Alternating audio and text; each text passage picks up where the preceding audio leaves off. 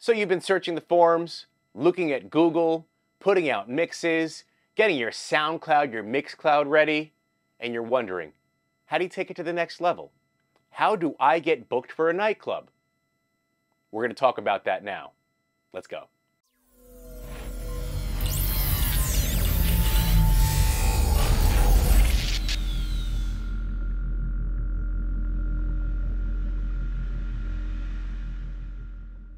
What's going on, YouTube? Welcome back to the channel, and for those who haven't been here before, consider hitting subscribe and, of course, turning on notifications. We drop videos on empowering DJs and business owners how to build a brand, how to build a business, how to make more money, and get better bookings.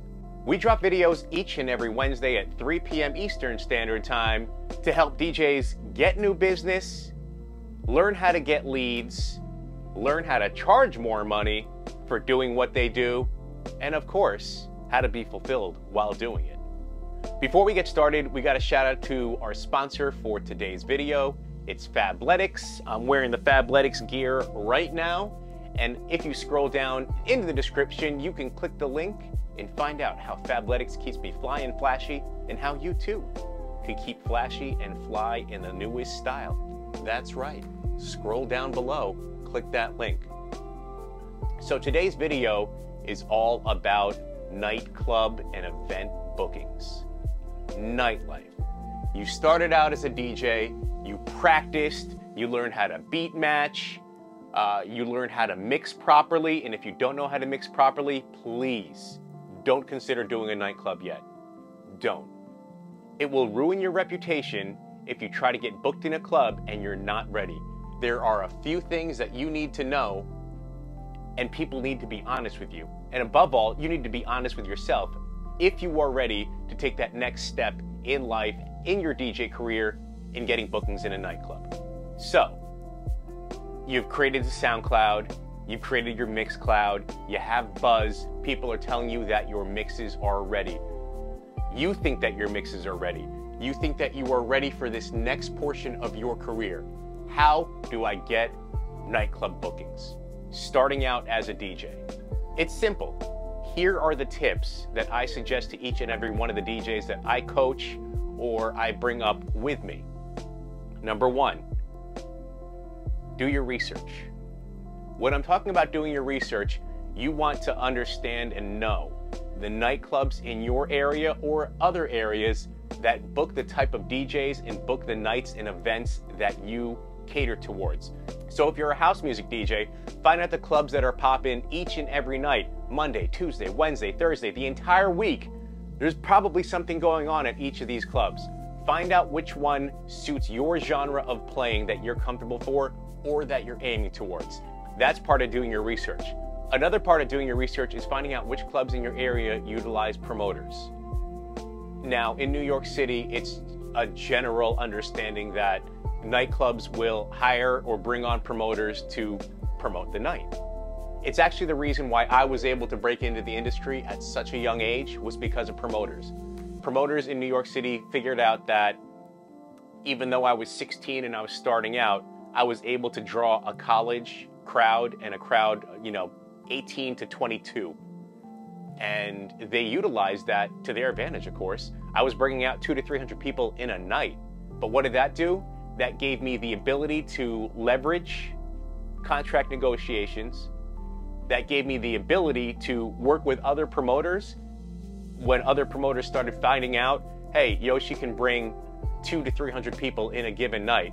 So that enabled me to be able to dictate a rate that I thought was fair for me at the time.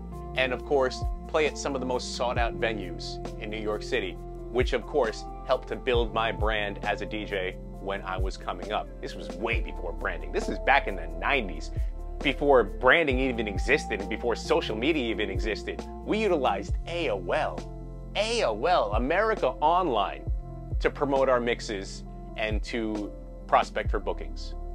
Fast forward to where we are right now, 2023. You guys have a plethora of information available to you, and I suggest that you use it. You have Twitter, Instagram, TikTok, though I wouldn't really suggest TikTok for building that social network. I would definitely suggest TikTok for being creative and building your brand, but as far as connecting with people, I wouldn't really use TikTok to form and establish a relationship. Now that leads me to number 2, building relationships. We're not talking about networking, and I really hate the term networking. Why do I dislike the term networking? Because these days people confuse networking with marketing. And when I'm talking about marketing, it's people handing out USB drives and saying, hey, I DJ. Or it's, hey, it's nice to meet you. What's your name? Yeah, well, I DJ. That's more general marketing that really doesn't fly these days. The number one reason why I'm able to get booked at the clubs and doing the events that I do are my relationships. So when you're starting out, I definitely suggest making the right connections with the right people. And here is the key. How can I help you? Say those words loudly. How can I help you? What does that show each of the people that you're connecting with? It shows that you're more invested in being a better business acquaintance, to becoming a friend, to becoming a close friend. And in this game where people are always out to do them, better themselves, without really bettering other people and bringing each other up, that's going to speak volumes to the crowd and the people that you're speaking to.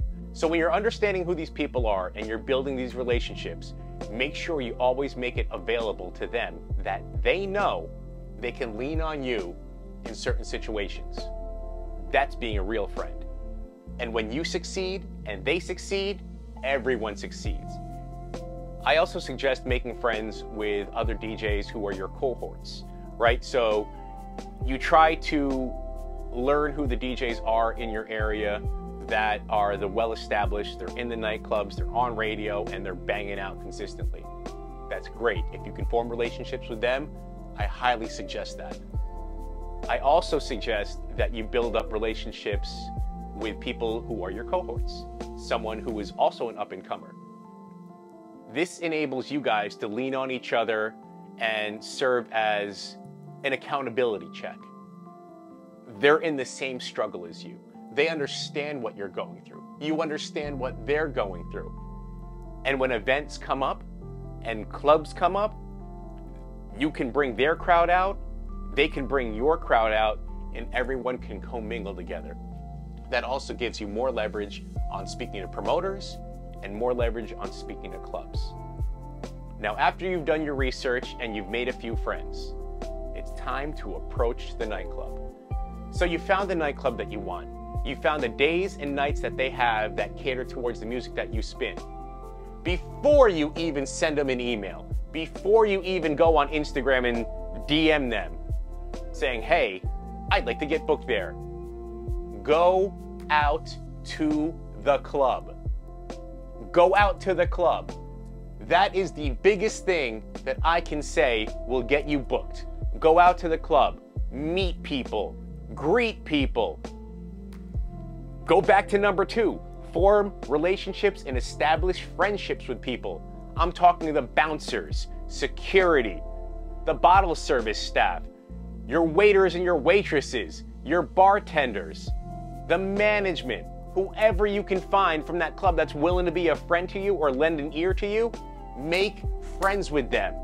The more that you are seen at the nights, people are going to wonder who this person is. And it also makes it easier in transitioning to that portion of friendship because it shows that you were supporting them. Go out and have fun. Go out and make friends. Go out and just be out to experience and enjoy it. And guess what you're doing while you're doing that as well? You are understanding the way how to format a set properly as an opener, as a primetime DJ, as a closer, or anything in between. It helps when you understand and you listen to other DJs on how they play. You may like something of how DJ XYZ plays. You may dislike it, and that may influence your style. But going out to the club and supporting is the #1 way on how you're gonna get booked. Now, when you meet those people, there's gonna be a few things. Number 1, Yes, you can tell them who you are. Yes, you can say, hey, I DJ, and if you ever need an opener for a night, I'm down to open. By this time, you're probably a few weeks into the club, maybe even a few months into the club, and they've seen you before. Well, hey, this person's been here. You know what? Let's give them a shot. As opposed to, this person has never been here before. Who the hell are they? I'm just gonna go on their SoundCloud and their Mixcloud and think that they're dope? Come on. All right? So support, be a friend, and be available to say, how can I help you? I actually know of someone who started out as a DJ, and he's one of the most successful DJs in the sports business now because he was available to DJ when someone didn't show up for a set. That's right. Someone didn't show up for a set. They asked him, hey, you know how to use Serato, right? Do you want to open the night? He opened the night. He moved a few months later, and guess what? He's crushing it all over the world right now with the Dallas Cowboys, with the NFL, with the San Diego Padres, the MLB. Shout out to my homie DJ EJ. That's such a great story. And it's things like that. He knew how to be personable. He knew that putting himself out there without expecting anything in return would eventually pay dividends. And it has. So be that kind of DJ, be that kind of business person that's more about how you can help other people, not how people can help you. Yes, we are in a world where everyone should have that mutually beneficial relationship. But oftentimes, especially in entertainment, people don't. And people are always weary to do business with new folks who they don't have an established relationship with. So as you're building up that trust, you're building up that relationship, DJs and promoters have seen you there before. You can, in turn, utilize that as, hey, yeah, I've been coming. I like these nights. What other nights do you promote? What other venues do you promote at? I would love to come and support. Those words right there will go a long way for you in your career. Now, after you've met the people, you've met the promoters, definitely go and speak to the DJs. Make friends with DJs. DJs are not competition. Think about that. Yes, you're in the business together. Yes, you may try to get competing nights. Yes, you may try to be getting booked at the same club, but please stop seeing other DJs as competition. Instead, learn to work with people because you cannot do this by yourself. Here's why you make friends with DJs. As someone who's relatively established, I can say whenever I'm doing an event and I try to find out who the opener is, if they don't have an opener, I'm saying, guess what, promoter Y? I can bring in this DJ and he or she, they're pretty dope. And then I'll go through my Rolodex. Oh, DJ Z was awesome to work with. Or DJ Z was really eager and he has a great mix. Let's hit him up. That's how things work. So when you're building your relationships with DJs, yes, if you build them properly and you show the DJs that, hey, I can be there for you, not just, well, you're gonna get me booked there? You're gonna get me booked at your club? Don't go about it that way. Don't be that person, okay? Be the person who's willing to help. Now, at least 10 to 15 times a day, I field the same messages on Instagram or on Facebook. How do you get this booking? Can I come with you? Can you get me booked too? What do you think I do with those people? I respond. I've been fortunate. I can't really have guests there. We haven't worked together before, so I don't feel comfortable passing on your information to my people. Go make friends with other DJs, established and unestablished ones. Make sure that the friendships are legitimate, they are not self-serving, and that you are readily available, because that's another thing. When you're starting out, be readily available to clear your schedule. It could be the day of. It could be an hour before. And guess what? We've made it happen. Okay? So be readily available to act. Now, when it comes to compensation, I generally say the first few times, be open to whatever compensation the venue or the promoter is willing to give you. Whether it be $100 for a 2-hour set, $200 for a 2-hour set. Be willing to say, I will accept that. As we grow in our relationship, I would love to be able to discuss this in the future. Make sure you say that, because as you grow, as your relationship and your stature in your community grows as a DJ, and as your popularity comes up and more people will come out to see you, you want to be able to breach that topic. When I first started, we did it for $200 for a couple of hours. Now that I'm here and I'm bringing 50, 60 people in a night, I would love to be able to discuss $300, $400. In terms of club economics, here's how it breaks down. If you're a promoter and you're working with a promoter, the promoter is getting paid either by the door, by the bar, or a combination of both.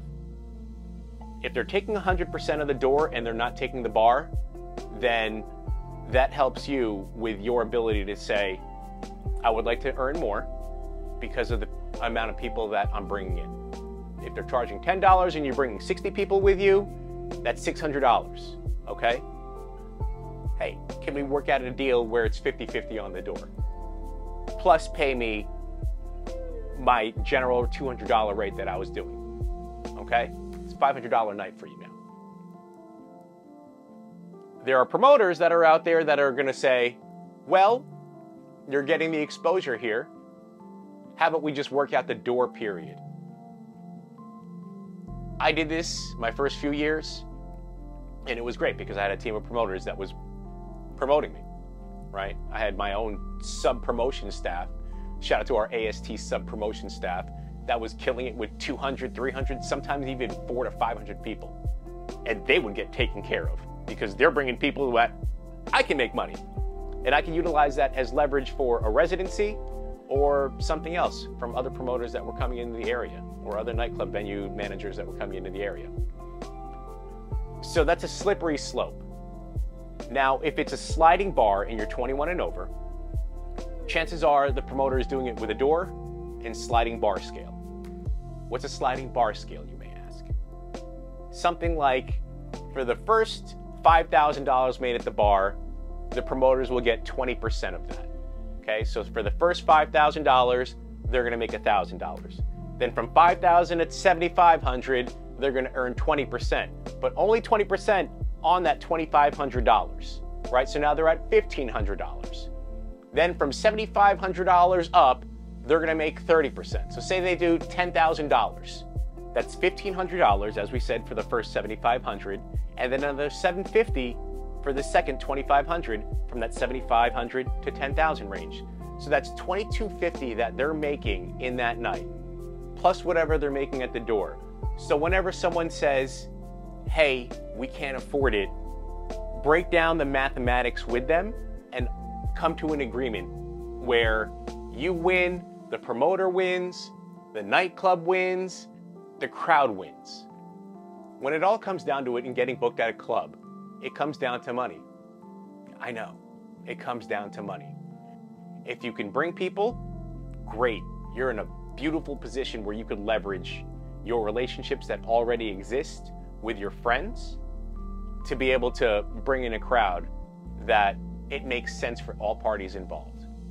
After you book that night, make sure you tell all your friends. And that goes back to establishing friendships. When you have legitimate friends, those friends want to see you succeed. So what can you do? I comp a lot of people.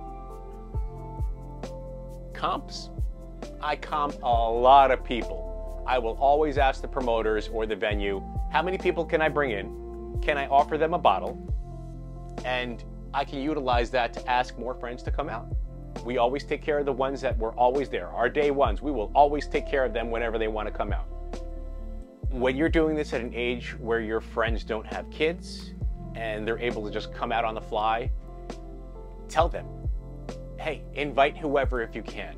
I would really appreciate it. And be genuine when you invite people. Be genuine when you say thank you.